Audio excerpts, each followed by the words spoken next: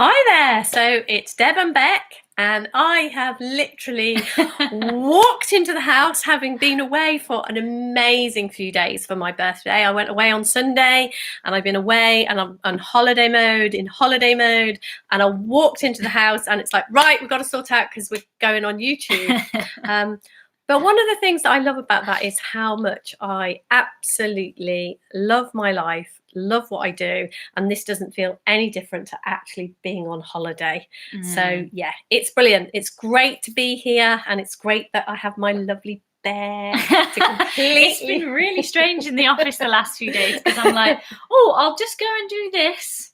And there's no one in the office to talk to, and I'm, trying to bounce some ideas off the empty seat off next to me. Yeah.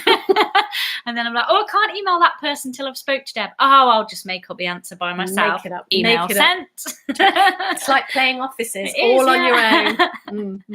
So it's really great to be back, and there is nothing that I could think that I would rather be doing than walking in through the door and coming straight onto our YouTube. Yay. But if I'm a little bit, not with what the program is this week, then hey ho, it won't be any different to any other week. Nothing's different there.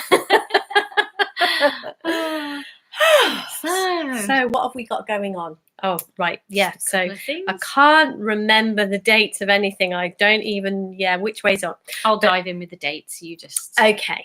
So we are about to start, I believe, maybe even tomorrow, our little mini mentoring thing that we do. We absolutely have a blast with our mentoring calls. They're absolutely brilliant. And it feels to me that each time we have a shift, we share those shifts during the people that we do our mentoring with. And I know that we have both had enormous shifts since the conference. So I'm really excited about this little taster of mini mentoring we're doing. So you've just about got time. We're starting tomorrow, but if you're kind of on the fence and we're thinking about that, it would be really, really, really great to have you with us. Do let us know and make it quick. And again, the other thing quickly, if you're free this weekend and you want to join us for our retreat, we do have 1 or 2 places left. I think could probably squeeze you into a broom cupboard somewhere or under the stairs. We could Harry Potter style. Absolutely. Yes. There is a couple of spaces we could fit you in. So if you are interested.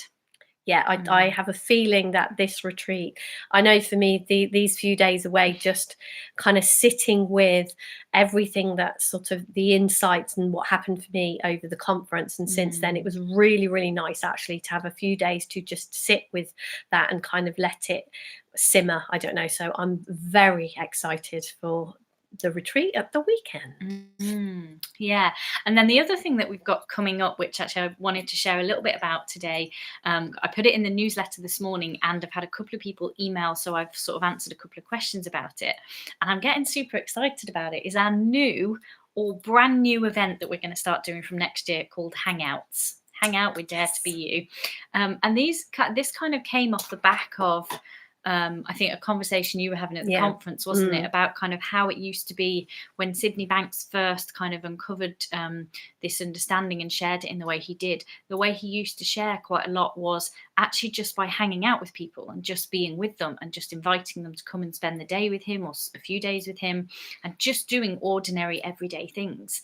And I know for me and Lucy, that's massively what we used to do with you, wasn't it? Yep. When we used to live in the Midlands, we'd just come down to Devon and hang out for a couple of days. We'd spend hours just sitting around the kitchen table making copious cups of tea and just chatting. And then we'd pop to Asda to get the shopping. And while we were out, we'd be like, I can't believe that person just did that. And it sparks a conversation, doesn't it? Because you're like, well, why would that person do that? What's going on there? And traffic, and then traffic is a great and one weather. And so we kind of thought, actually, it would be really fun to kind of recreate that as an event that we do. It was the first way that we really actually started sharing this, because I know when you two came and hung out with me and did it, you would then go back and anybody who spoke to you who'd got any kind of problems, where you would just say, oh, you need to go and visit my auntie Deb. Go and hang out with Deb. And over time I've had quite a few people who would just come and stay with me for 2 or 3 days, and literally I wouldn't do anything different to what I had planned to do in my, I used to do sewing classes at the time, and I would go out walking and like, anything that we were doing, we would just do, but hang out in that way. And I think it is a really, really a beautiful way of learning. So yeah, we talked about it and we decided. So we said, let's make a formal event around it. So it's January it's the Saturday and Sunday 11th and 12th, I think it is, that we're doing that event, and we've had a couple of people interested already, and we're going to keep them small. So if that sounds like something you'd like to join in with, I have no doubt that we'll go out and find tea and cake, that we'll go for nice walks, that we'll just hang out around the kitchen table, and who knows what other ideas we might kind of come up with that we fancy doing together. But we're just, for the most part, just going to let those couple of days unfold and let the conversations happen very organically, and see what kind of comes. So it would be really nice to hear from you if that's something you're interested in, but we are going to keep it small. So if you're interested, to get in quick, but I'm sure we'll do more than just one next year. So watch this space. Yeah. So living and learning. We might have something a little bit different to say this time, since we've not been together for last week. For most of the last week, have we? Yeah, I literally went off after our YouTube show last Wednesday. Yep. And then when I came back, you weren't here, and you literally got back before this one. So the last time we were together was last Wednesday on the YouTube show, and we barely had time to kind of catch up. We've not really caught up much, particularly, have we? I literally have walked into the house pretty much to do this show. So haven't even had a cup of tea. I've got a glass of water. Haven't even had a cup of tea since I've been home. Life is so hard. You wouldn't believe it. I'm sitting in the hot tub, going into the so hard. Swimming, walking, and the sunshine. We were so it's been blessed. So beautiful. The weather has been amazing. Hard. So I can't imagine what we're going to talk about living and learning, really. Well, it might be interesting because we might talk about very, very different things. I know what something happened for me over my weekend. Well, it's you to start, so hit us with it. Okay, great. See. Well, we went down into Cornwall for these last few days. We went down to Cape Cornwall, an absolutely beautiful little bay, absolutely gorgeous. And we went on Sunday, and we arrived on Sunday. By the time we got there, because we dillied and dallied and kind of stopped off a couple of times on the way, and by the time we got there, it was dark, so we couldn't really see what the place was like. So it was a beautiful surprise in the morning when we woke up, and the scenery was absolutely breathtaking. It was just gorgeous. But we were right slap bang in the middle of mining country, or what used to be mining country, and we were on a golf course. So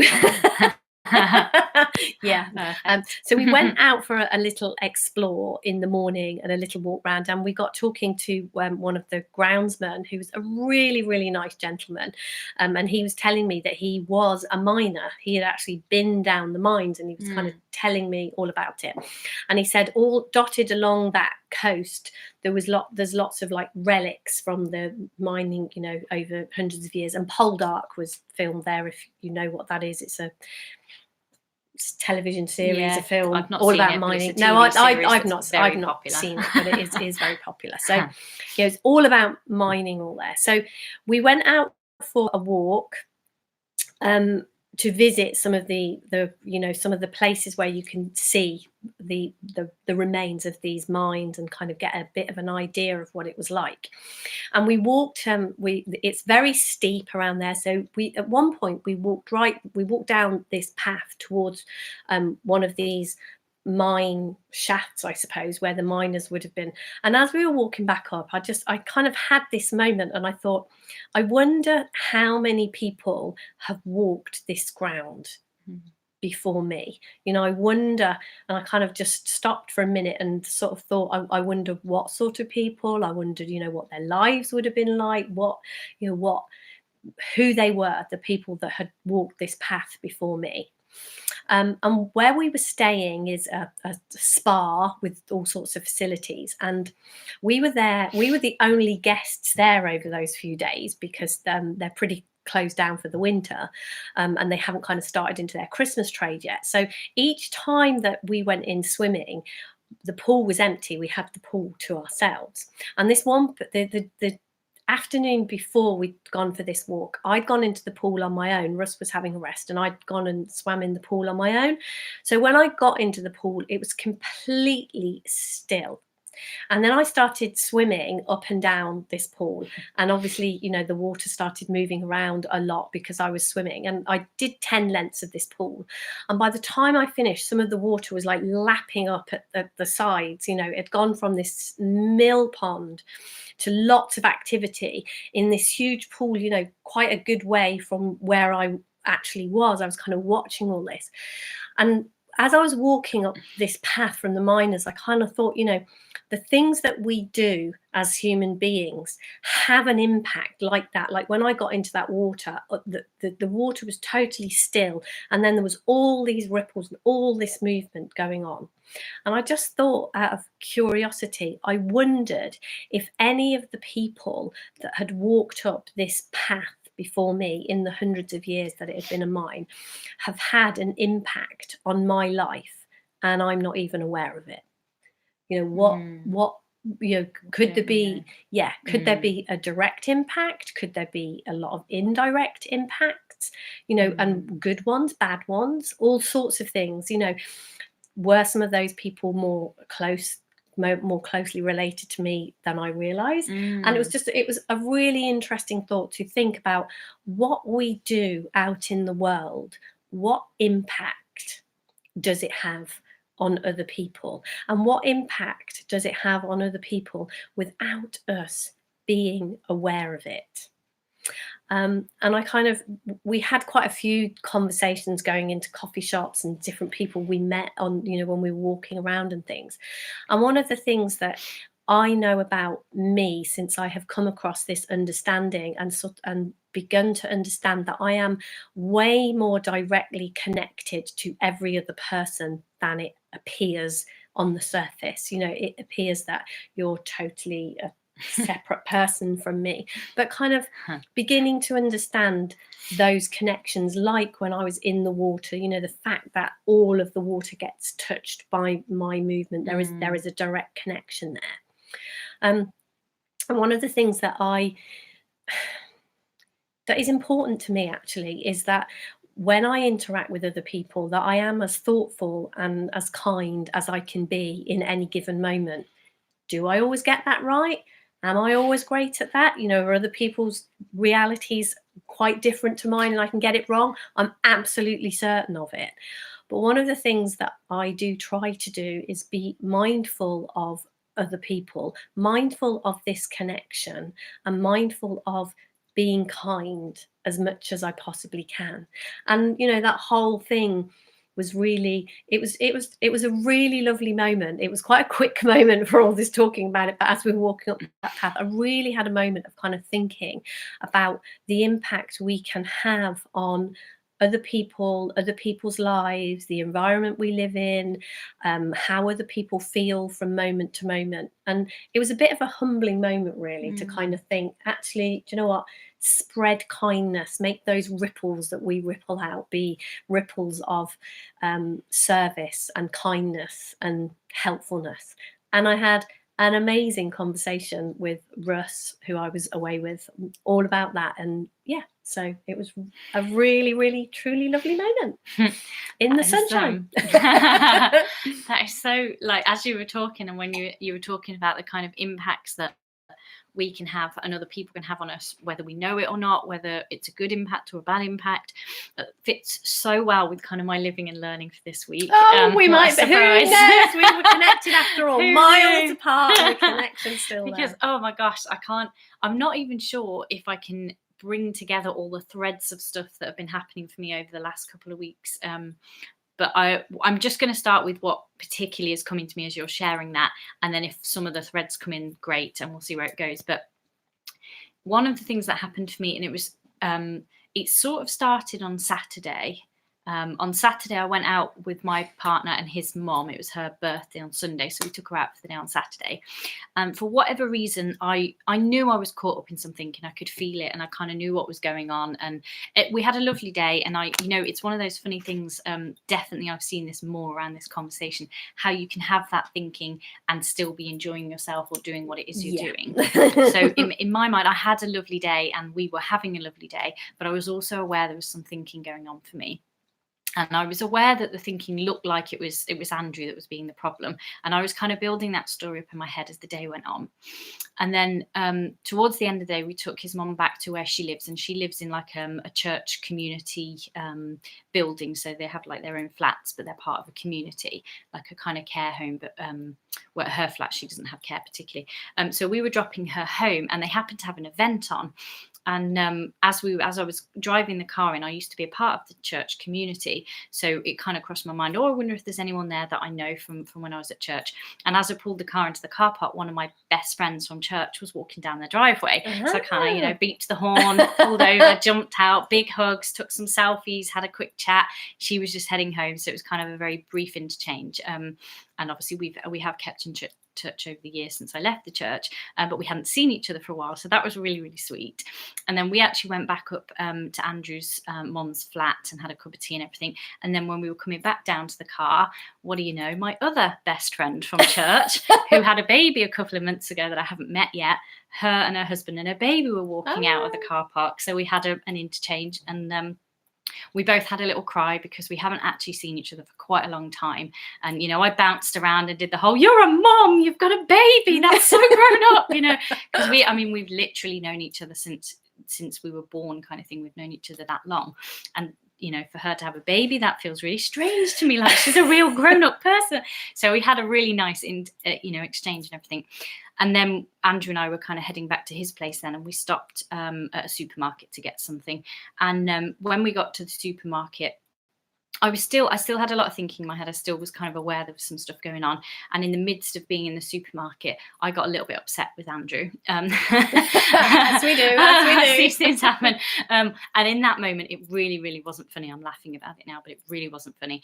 And we had a little bit of it was definitely coming from me. But in that moment, it looked like he'd upset me.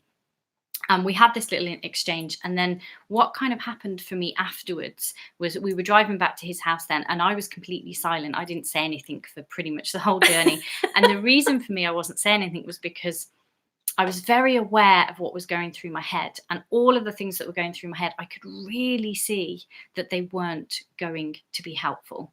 I could really see that if I said them out loud, it was just going to blow this up into something it really didn't need to be. And so I just kept saying to myself, don't say that.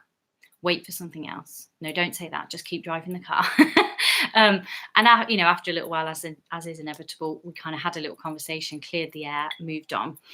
And what really kind of came to me afterwards, and it wasn't until a couple of days later, I had a couple of days then, I came home from Birmingham, and I had a couple of days of feeling really low and really like down on myself and not happy. And there was a whole story running of, I'm not good enough. I've got literally nothing to give. I've got nothing to share. Deb's amazing. Luce is writing books and she's just blossoming at the moment. I've got nothing. I've got nothing to give. I'm a waste of space. I can't even have a nice relationship because I've upset my boyfriend for no reason. This is all going on for me over the course of about 2 days. And I love how this stuff unravels itself. Me too. I just Me love too. it because we are so blessed. What I know. Yes, absolutely. What ended up happening was I had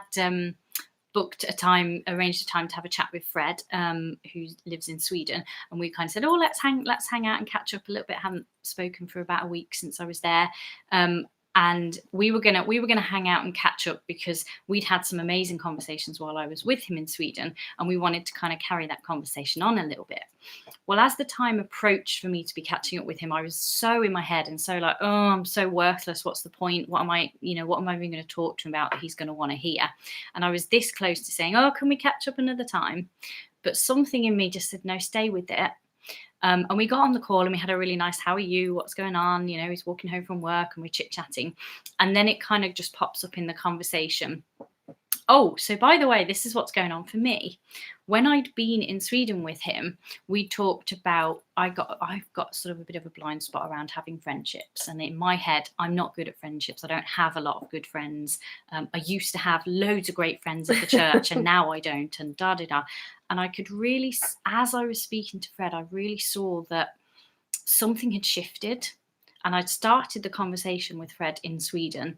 And what we'd kind of talked about was, as soon as we start to look in the direction of our blind spots, as soon as we start to look in the face of what we fear the most, something starts the shift. The universe reaches out to us. It meets us like more than halfway.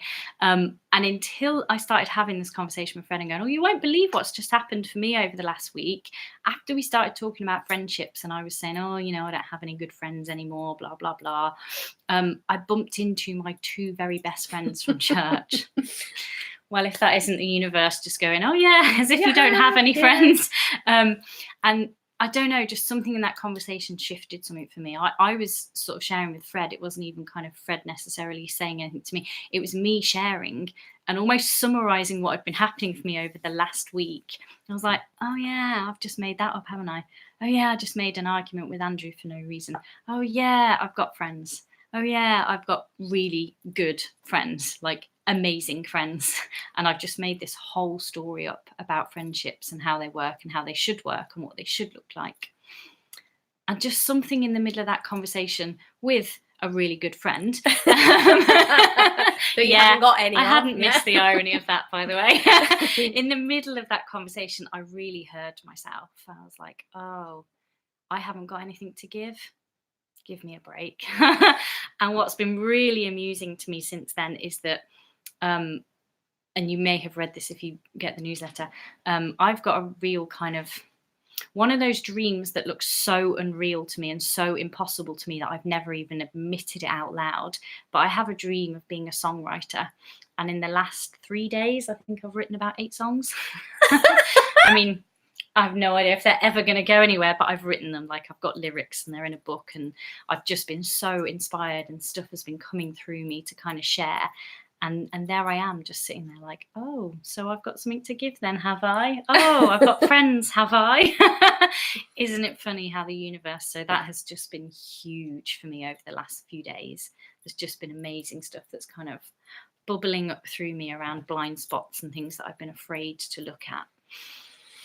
I feel like I just didn't stop for breath through that story, so feel free to dive in if you want. Oh no, that was amazing. And obviously because we haven't been together, that was very nothing about it. I mean, I've written a blog about it, I've wrote the newsletter about it. I read the newsletter, so I know I didn't have time. I did see your blog and then didn't have time to read it, so I will have to catch up with the blog. So maybe we could put a link to the blog underneath here, so if anyone's watching this they can and haven't read the blog, they can read it, and I will definitely be reading that. I think the blog is probably only a snippet of some of that story, but I think what I managed to do there was get most of the threads in the story together. But it just has blown me away, the little threads that have kind of woven themselves together. Because a part of that I won't say much more, but a part of that I didn't mention was that I went to a concert with Andrew last week, and that sort of started something around the songwriting thing for me as well. And it's like, funny timing. The threads of our life, I think that was definitely kind of what I had a glimpse of that when I was away,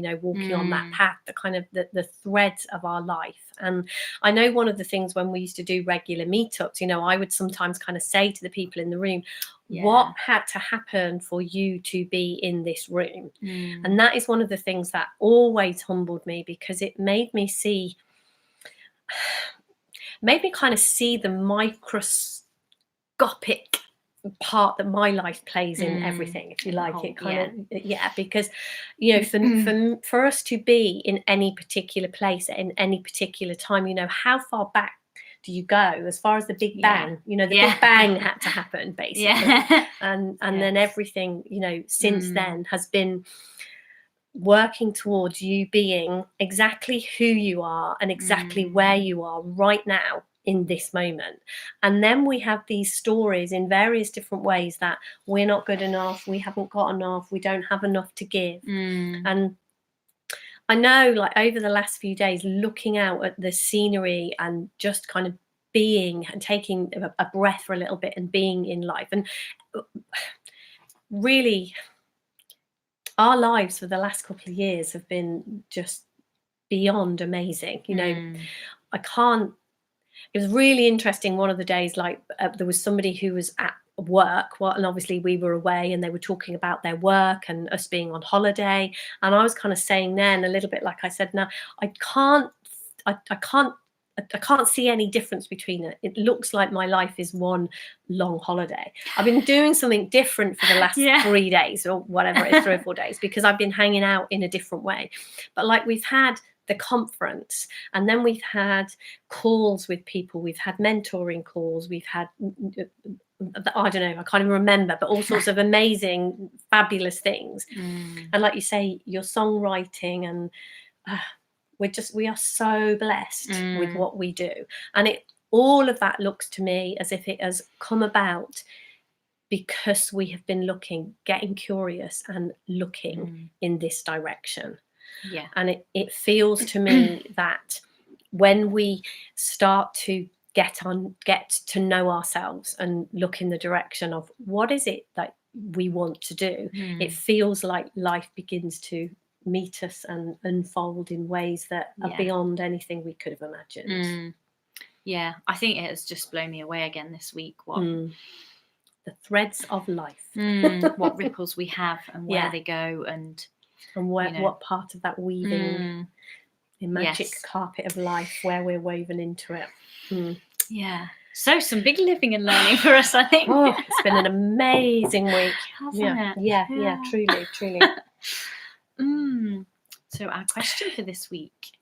So, how do I deal with shyness and anxiety? Wow, what an interesting question. One of the things that was coming to me around that, when when I was looking at what our question was going to be this week, I know I'm probably not really what anybody would imagine a shy person is like. If you were kind of... I did think us talking about shyness might be an interesting one, but hey. And yet, interestingly, and I don't know if this is the same for you or not, but definitely there are certainly areas of my life where I can see, and to me it looks that this is how I would describe it, and I don't know, and somebody who would describe themselves as a shy person might see this differently, but there are definitely places in my life and areas in my life where I feel very uncomfortable, where I feel like I don't fit in, where I feel like I'm not good enough.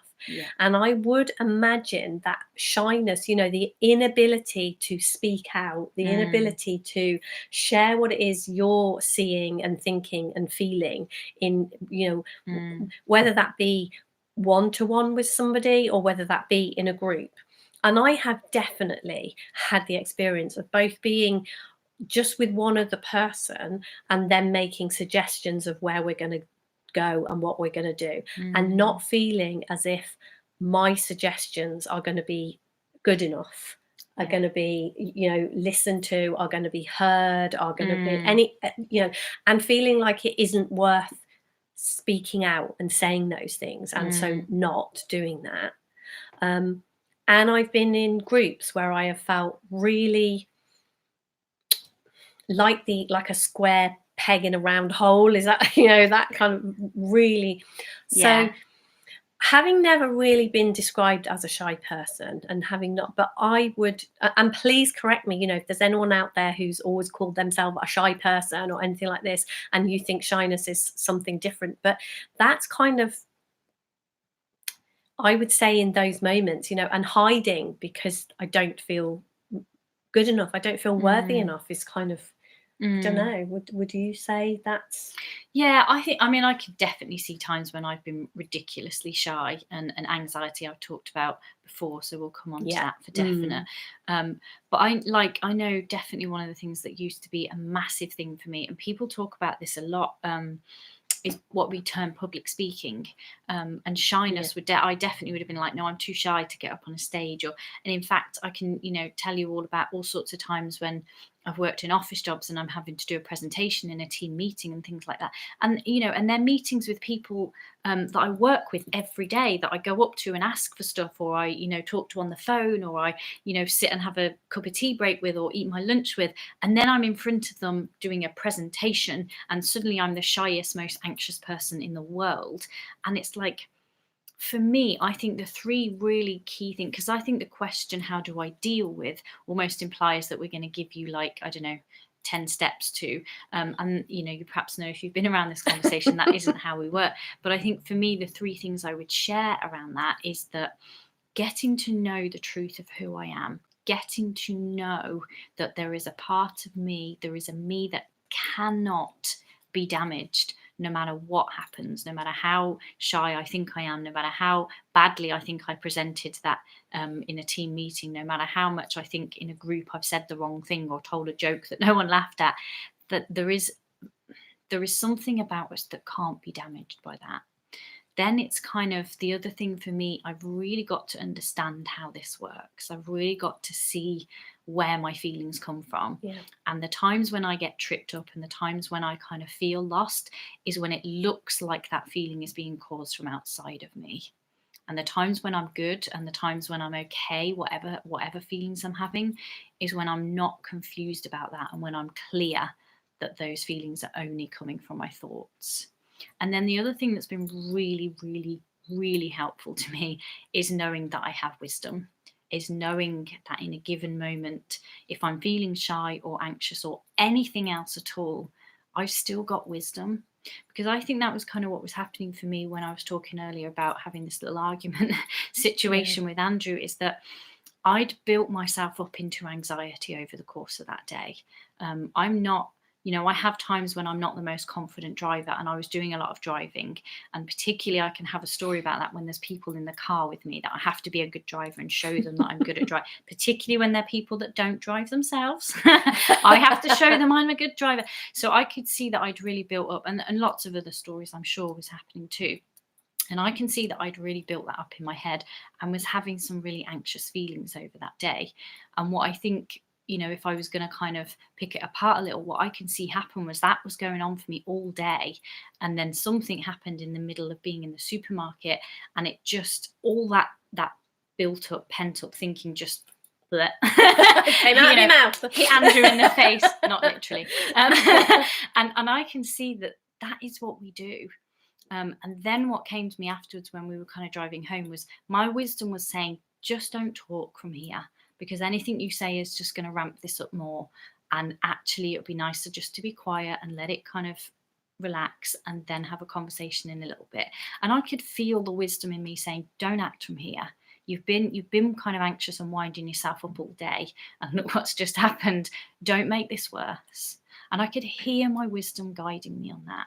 And so I was just being quite quiet, and, you know, we've been together a long time, so we can kind of be comfortable with being uncomfortable in that way, without too much damage in our case, I think. And if Andrew's watching, I'm hoping he's just nodding along. And noted. But I could feel my wisdom kind of saying, whatever's been going on for you today, whatever anxiety, feelings and thinking has been happening for you, you don't need to take this out on someone else. One thing you absolutely know is Andrew didn't cause these feelings in you. They're coming from you. And your wisdom, my wisdom was just saying, stay quiet for a bit. Stay quiet. Because the thoughts that were kind of the things I wanted to say to him, they weren't going to help, and they weren't true. And there's a part of me that knew that and just said, stay quiet. And for me, it has been so helpful to have that wisdom and to know that that's there, whether it's shyness or anxiety or anything else, to really explore the truth of who I am, to really deeply see where our feelings actually come from, and to know that I can trust my wisdom. Those three things, if I was going to deal with shyness and anxiety, it would be those three things I would keep exploring.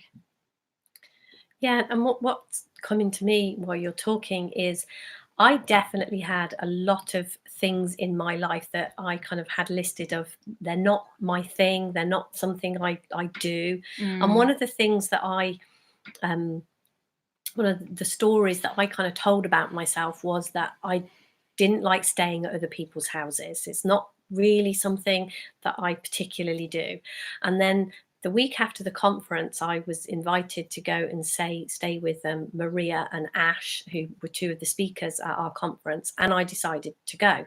And definitely I had, the story that that's not what I do, and I'm not comfortable in those situations, and I don't like being in other people's houses. I could kind of feel the remnants, if you like, of that story. And I had an absolutely wonderful weekend, and I wasn't uncomfortable at any point. I thoroughly enjoyed myself. And what I have noticed, really, to kind of add to what Bec is sharing there, is what I have seen when we get into this conversation is I did not set out to not be uncomfortable in that situation. I didn't set out to, not feel shy. I didn't set out to not feel anxious. Definitely my stuff was relationships. I set out when I got into this conversation to have better, more healthy relationships. That was kind of my starting point, if you like. But what I have noticed is that as we get to know ourselves, and like Bec was saying, I don't necessarily mean just the human side of me. I do definitely mean that. I do definitely mean I like to know my human side. I like to know who I am as a human being, because I notice how changeable that is. It's kind of up and down, and I can be shy, I can be outgoing. I think any of these things, how do I deal with shyness and anxiety? I don't think that there's a human being on the planet that hasn't had experiences of being shy and of being anxious. And any other subject that we say that we can talk about, as human beings, we're in and out of all of these things. We're not static. We don't stay in one place. And definitely getting to know myself, getting to know that my human self changes moment to moment. And then there is this deeper truth of who I am that stays the same, that is like a foundation that I can touch in any of these given moments. And just seeing that, just playing around with that, which is kind of why we do our challenges. That's all about finding out that, pushing our human buttons and seeing if this deeper part of ourselves stays, in this beautiful space, even when we're pushing our human buttons to the ends of the earth sometimes. And so what I noticed, and I can remember thinking about it and actually noticing it in the moment when I was away over the weekend, was how different I felt in circumstances that at one point would have appeared to make me feel very uncomfortable. I noticed that being in this conversation has shifted that. And so, yeah, like Bec says, we don't have 6 steps with how do I deal with shyness and anxiety, but being a part of this conversation, getting to know yourself, because this is a very personal journey. And although, me and Bec put ourselves out here as leaders in this arena, and I think that's what we are doing. We are here to lead in this arena. It's very much what I want to do. I know that, and I'm pretty sure Bec feels the same. But what I've seen about leadership in this arena is this isn't leadership that says, come on, follow me, I'll show you what to do. This is more, as leaders, we're kind of, and I read this morning in an email that I got, and it just really hit me. It was kind of saying the kind of leaders that we are, it's kind of saying, we'll go first, if you like. Put our toe in the water, we'll go first. And very, very much what I like to do is walk my talk. And when someone says to me, how do you deal with shyness and anxiety? When I'm out and about and I begin to feel shy or uncomfortable or anxious, I kind of think, what would I do here? What could change this? What could happen here that is different? And I go first. And then I share what has happened. And what that looks to me is like, don't necessarily do exactly what I do, but just know that if you step into this arena, if you ask yourself, how can I not be shy? How can I not have these feelings? How can I see this differently? And whatever questions occur to you, play around with it. because we've been there first, and there is something more, and it won't necessarily be what we have seen and what we have learned. It will be something personal for you, because this is your journey, and one way or another you will see that shyness and anxiety don't need to be anything that you are afraid of. And maybe it'll be because they go completely from your life, or maybe it'll be because you just know what to do when you're in that situation, and maybe that's even nothing. And whatever the answer happens to be for you, trust me, it will be a perfect answer for you, and it probably won't be the same answer as we get. Yeah, I was kind of, as you were saying that, it was coming to me to just say that when we kind of label ourselves as something like shy or anxious or whatever it might be, if that label isn't serving us, it doesn't have to stick. And definitely what we do and what we're kind of pointing to here is explore where it's possible that you don't have to be shy in that way, you don't have to be anxious in that way, you don't have to believe the thinking you have. Because that was definitely what was going on for me at the weekend. I was believing the thinking that I was anxious and that, it should be different, and it shouldn't have happened that way, and I shouldn't have to do this, and, whatever it was that was going through my head. I was kind of, for a little while, I was, thinking is very, very believable. It comes in with all, all bells and whistles, and it comes in looking very, very, very believable. And so sometimes we kind of get a bit like, oh, yeah, that's right. That's how it is, and it shouldn't be that way. And then something in us, certainly for me, this is how it works. Something in me then says, what if it isn't that way? What if just for a minute you can hold your tongue and wait for something actually helpful, and whatever that might be for you. So it is just about kind of being brave enough to look at the label and go, what if it doesn't have to be that for me? Even if it's in the tiniest moment, just a tiny crack of light can bring, I don't know, something incredibly different for you. It certainly has for us. So Definitely. And certainly, one of the first things that we ever did together when we were, and I was kind of leading this, but one of the first things that we did was the Warrior's Journey. And the reason that we called it the Warrior's Journey was because I could see to walk my talk and to mess around with things that looked like they were incredibly scary to me, like anxiety and like failing miserably in a relationship. And even if those things aren't your stuff, you will have your stuff that looks incredibly scary to you. And it's like, it sometimes does take being a bit of a warrior. And for me, when we did the Warrior's Journey, it wasn't a warrior to me, wasn't somebody who caused war on someone else. A warrior was somebody brave who stood up and dared to venture somewhere. And I suppose what our kind of leadership is saying is, we ventured into these places, and there's some rough terrain sometimes, and we fell over sometimes, and there was some places where we twisted our ankle a little bit, but underneath it all there was a safety net. And it's okay to venture there too. It's okay when we look at the things that scare us most, like if anxiety and shyness are things that you struggle with and suffer with, if we look those things straight in the face, what we begin to see is that it's smoke and mirrors. There's nothing actually, there's no substance behind any of those things. And something changes for us when we dare to do that. But it does take courage sometimes to do that. And, I hope what we stand for is, we're kind of holding out our hands and saying, stand with us. We found that courage from somewhere. You have it within you too. And that is part of it, saying you're no different to us. You have got within you what it takes. If you will learn about yourself and learn to trust and, trust in yourself and this power that you're a part of. Moving on to our topic for this week. So our topic this week is choice and free will. And it kind of follows on very, very nicely, doesn't it? From it often does, doesn't it? Yep. It seems to. I think I'm going to, I really hope Andrew doesn't mind me using this example, because it's just all the people who live with us, fair game, it's fair game. coming up as perfect for me at the moment.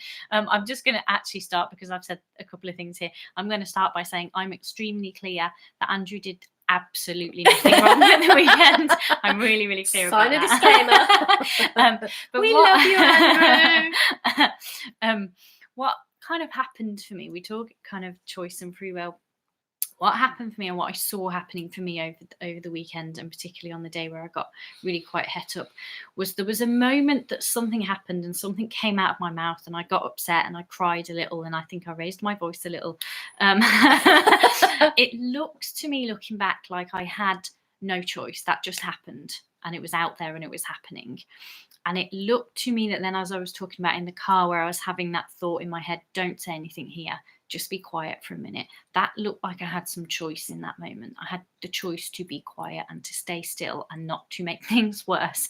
And kind of when I look back on that, and definitely when we talked at the beginning about living and learning, we do this. This is how we live our lives. We kind of look and we learn where we can from these things.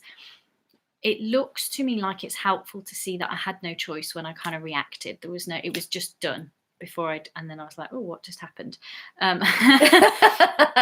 What is it? Oh, sorry, we've just had a random message pop up from the MacBook, so I'm just going to press OK and hope everything, we're not shut down. And so in that moment, it looked like something happened and I had no choice, and I was saying something and I was getting upset before I'd even kind of, oh, what happened there? And in the next moment, I had choice. And for me, it's like, if it was helpful to go back and say, oh, I had a choice there, I could do something different, then that's helpful, and I'll see the place where I had choice. And if I'm going to use that as something to beat myself up with, there's no help in that. For me, this is about what's helpful and how do we live and learn. And I can see the place where there was choice. I can actually see places throughout the day where I could have done something different and we wouldn't have got to the point that we did, or I wouldn't have got to the point that I did by the end of the day. But in that moment, it looked like there was no choice and something just had happened. And then it was a little bit later, the choice kind of came in for me. And what I really see in all of that is, what is most helpful to me? It's going to be most helpful to me, and then ultimately, I think, to the relationship I'm in, to own what was mine and where my mistake was in that, to see where I could do something different, where the moment came in that I had choice to do something different if I need to in the future, and where it looked like I had no choice and something had just happened, not to go back and beat myself up for that, because that's not going to help anything. That's not going to, beating myself up and using it as a kind of, oh, I should have known better, I know the principles, I talk about this all the time, I shouldn't get angry with my partner. That's not actually going to be helpful to me. What's going to be helpful to me is to see the moments where I could have done something different, to see where it looked like I did have a choice. And so for me, the kind of question of, do we have choice or don't we? It's paradoxical, annoyingly, because our intellect, paradox. Yes. Our intellect hates that. Our intellect likes something to be black and white. Yeah. So this answer Cut is and dry, probably please. not going to satisfy your intellect. But for me, this conversation is about exploring what's really helpful and what's really true. And paradoxes appear to be, a part of how this system works. And so there are times when it looks like we have a choice and there appears to be a choice in front of us that we can make. And there are times when we appear to have no choice and something is just happening and there's nothing we can kind of do in that moment. And just go with what's most helpful. Like, it looks to me like it's really helpful now to go, oh yeah, in that moment I was just lost and I couldn't have done anything different. But in the moments following, I had some choices and I could do something different. And actually, I was fortunate enough to follow my wisdom and keep quiet for a while.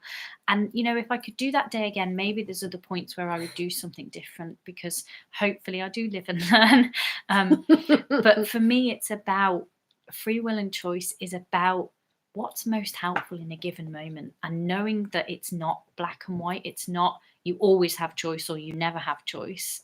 It's which one is most helpful.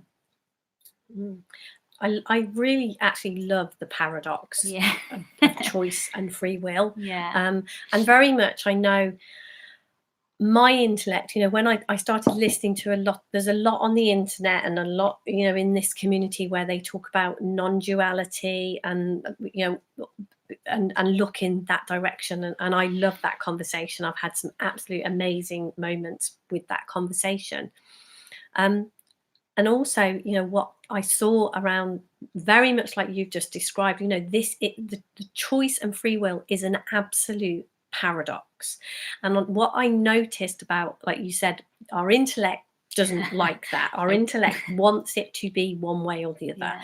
And I think, sometimes when we kind of hear, right, we have no choice, this, we're not involved in this, we have no choice. Our intellect is, yes, fabulous. I'm free to do whatever I like then, I can run rampage and I can do some dreadful things because I don't have any choice. This isn't to do with me.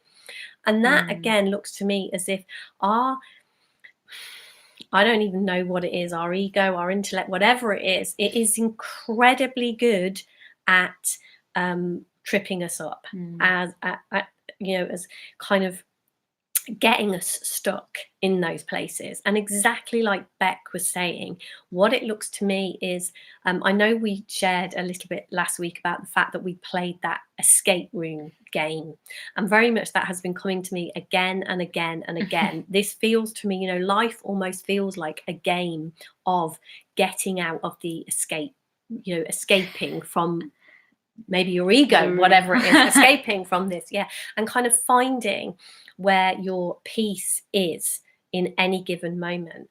And I had a moment over these last few days, something really ridiculous. It literally was a moment, something really ridiculous. I can't even remember what the conversation was, but me and Russ were driving one day, and as I said, we had gorgeous sunshine. We were in the middle of some of the most beautiful Cornish scenery that you can imagine, and Russ said something, and within a second I was like annoyed, and then he was annoyed with me, and we just had this moment, and it was literally a moment. And going through my head was, it was actually on my birthday, and I kind of said, let's not do this today on my birthday. And he said, let's just forget it. And then my head's going, forget it. Right, okay, well, you could choose not to speak to him for the rest of the day, because, as our minds do, Poor Andrew and Russ. they have they a do lot. get a rough time, They don't they? And what I saw in that moment was, it reminded me of that thing that our ego does. I could have carried that on. And what I did was I looked out of the window and I saw the scenery. I know Russ loves me. We had a few days away having an absolutely beautiful time. And I'm like, who is going to suffer if you carry this on? And it's like our ego is very, very good at putting us into, if that's what you even call it, I don't even know, but, putting us into that position of being righteously suffering, if you like. And, I think for me, getting anxious feels like the same thing. I'm right to feel like this in this moment. It is my right to feel this way in that moment. And absolutely it was. But what I began to see when I looked at that, it was just kind of like, do you know what? I'm way too much for having a nice life these days. I'm way too much. And the next thing I do, I'm holding Russ's hand and smiling at him and kind of going, I don't know, it's done. Literally, it was less than a minute. And it's done for me, because it's like, I love being in that feeling of love. And what I really see from that, and I don't know whether this is a personal thing, it looks like a universal truth to me, that the intelligence that is behind this system is kindness, is love. And when we connect to that, that is when we get rewarded in ways that go way beyond any of these kind of showy things that our ego or whatever it is, come and be righteous, come and stand over here and be really righteous with Fool's me. gold, isn't it? Yeah, absolutely. Fool's gold. And it's kind of like, I have the right to be angry, I have the right to be pissed off, I have the right to be blah blah blah blah blah. And then it's like, but I have the choice or the free will in this moment to choose love and freedom. And I have to say, the first few times I did it, it was hard. Going back to our warriors journey, it was like, really? What? Am I gonna get to let him off? Or I can look past my anxiety, I can look past this terrible experience that I'm having to something deeper. And the first few times it was hard. It didn't come naturally. It didn't, it felt very counterintuitive. What I'm saying now is, having kind of done that a few times, it's like, that's where I want to be. And I don't think I could have stayed in that place of, feeling shitty towards us. I don't think I could have stayed in there any longer, because I didn't want to. I didn't like the feeling. The feeling was like, out of here, not for me. Because our nature, the truth of who we are, is that love, is that connection, is that beautiful feeling.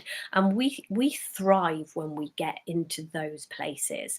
And I think we've kind of been innocently and accidentally, by the society we live in, and the people that around us that love us the most, who have also been accidentally taught to look in the wrong direction and do this wrong, we've been led away from that beautiful feeling way too much, and being shown fool's gold, and been told that eventually, if we seek enough fool's gold, it will turn into real gold. Well, trust me, it won't. The other direction is where the treasure absolutely lies for all of us. And so I think initially, those choices, our free will is to choose that freedom in any given moment. And the invitation that I think that we always put out is, play with this for yourself. See what you see for yourself. Yeah, I was going to, when you just finished there about free will and freedom, I was going to say it kind of comes back round to what we saw a few months ago that and really started to articulate again, was that freedom by its nature has to be a choice. So when we kind of talk about do we have free will? Do we have freedom? Well, we kind of have to have choice. Paradoxically, we have to have some choice in this system in order to experience that freedom, in order to have a moment like Deb had, where she could have carried on feeling bad and kind of spoiled her birthday and not had a great day, or she could choose to be free and to be in love again and to just get on with the day. And we have to there has to be some choice in that. There has to be a moment where we can feel the choice, feel the moment where we choose which one to go with. We have to have an experience of that somehow in order for it to be freedom. Because otherwise, if we're forced in this system, if a part of this system was to force us to be free, to force us to have free will, that isn't free will by its nature. Because by its nature, freedom has to be that choice, doesn't it? So it kind of is that paradox of life just happens. Life is just going to keep happening, whether we kind of choose to be in life or not in life, it's going to keep happening. And yet we get a choice to be a part of that. That's kind of the paradox, that we get to choose to, it's almost, to me, looks like a stream that's kind of just flowing past, and we can either jump in the stream and go with it, or we can, sit on the edge and kind of dip our toe in and out. And it's like, paradoxically, we have to have a choice here, and yet know that life will do life anyway, whether we choose to get engaged with it or not, whether we choose in those moments, whether we're going to feel good or bad, whether we're going to be in love and have a nice birthday, or whether we're going to have the World War III with our partner. We have that choice in those moments, because freedom, by its nature, has to be a choice, doesn't it? And I think when we play around in this arena, when we start to mess around here, what we begin to see, and it definitely has been an over time for me, not an overnight. It is a bit like a game of snakes and ladders, as in we kind of whip up a great ladder and miss out a great chunk, but we can also come back a little bit. It doesn't feel like, to me, like we ever go back as far, we don't go right back to the start, but it definitely is a bit snakes and ladders, and we can have huge jumps.